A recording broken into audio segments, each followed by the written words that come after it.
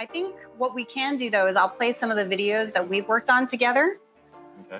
And this one is basically the green screen video. So what was cool about this was we decided to challenge ourselves and to try to basically not have a green screen, but still do a green screen effect. So we ended up using some mix panels.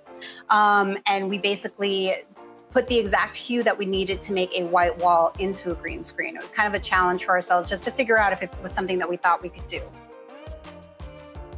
So I just have the B-roll of it, Chuy, but you have basically A-roll with this effect that we did, and then we just made a miniature Chuy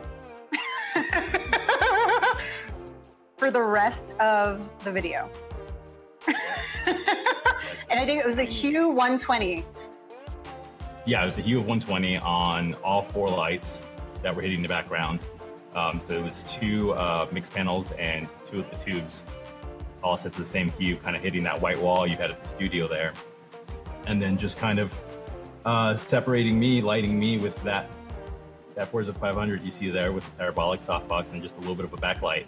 One of the issues that I talked about in the video, which is what you saw there for a second, was we had to cover some of the light that was coming from in front of me because the room, it was a big room, but it was still bouncing a lot of that green light back at my face. And that made some of the keying I guess a little trickier at the beginning when we were doing tests. So we were basically recording and then popping in the computer as we were doing the tests to figure out if it was working, and we were doing some keying on the spot, and we were realizing that, for example, some of my shirt or part of my face was kind of trying to be keyed out in After Effects. And with that, it was just kind of one of those things where we played with it. So we got a sound blanket that you had at the studio and we covered it just to try to block off some of that light that was hitting my face.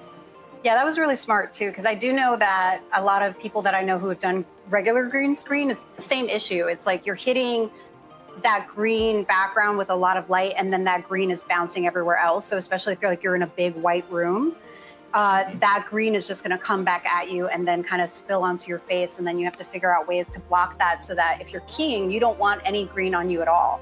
So now that the whole room becomes green, that definitely will become an issue. So that was the thing I think we spent the most time doing, right? Yeah, no, it was really just a lot of A/B testing, and it was fun. And once we kind of got it in a nice kind of sweet spot, we kind of shot the video, and now we know, like, basically that's the beauty of it. If you have a space that you can always use, or a white wall in your apartment that you can use always, like once you set up the first time and you kind of dial in those settings, you can really easily recreate it. And in this case, we are lucky enough to have documentation for it, like, you know, video documentation of us doing it at your studio space. But that's what I would be doing here at my studio. I'd be just remembering the settings, writing them down on a notepad so I can recreate it if I'm going to be using it.